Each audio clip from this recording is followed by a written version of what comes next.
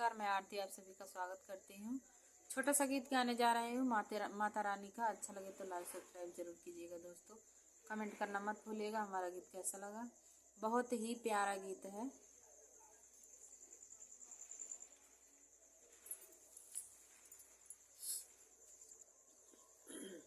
लाले रंग चूड़िया लाले रंग चुनरिया हो कि लाले रंगवाना मैया मोरी लाले रंगवाना हमरे मांगे कैसे नूरवा हो कि लाले रंगवाना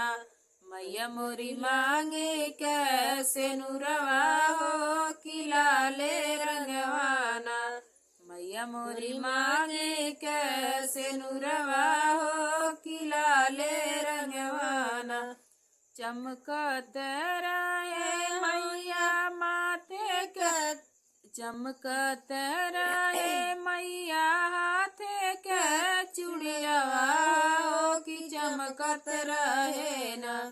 हो कि चमकत रहे ना मैया मोरी माथे के से नूरवा हो कि चमकत रहे ना मैया मोरी माथे के से नूरवा हो कि चमकत रहे ना तुहके चढ़ैबे मैया अढ़ौल फूल के हरवा हो कि हमरे घरवाना तुहके चढ़ैबे मैया अढ़ौल फूल के हरवा हो कि साजल रहे ना मैया मोरी हमारो सिंघोरवा हो कि साजल रहे ना मैया मोरी हमारो सिंघोरवा हो कि साजल रहे ना चुनरी चटकार रहे गोदी में बालकवा हो कि हमरे मैया ना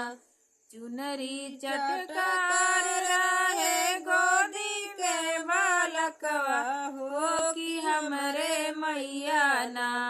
केहू काहे जनी बजनिया हो कि हमरे मैया ना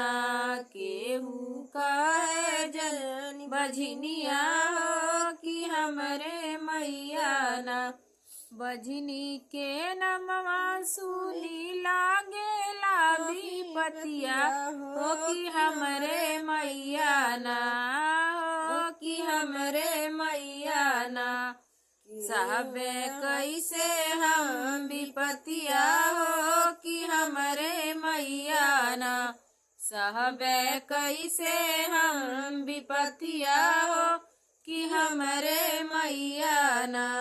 साहबे कैसे हम विपतिया हो कि हमरे मैया ना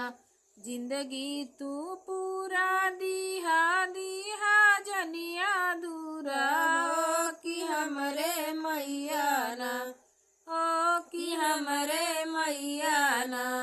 केहू करे जन बजनिया हो कि हमरे मैया ना केहू करे जनी बजनिया हो कि हमरे मैया ना केहू कहे जनी बजनिया हो कि हमरे मैया ना। जय माता दी दोस्तों। अगर हमारा वीडियो अच्छा लगे तो लाइक सब्सक्राइब जरूर कीजिएगा।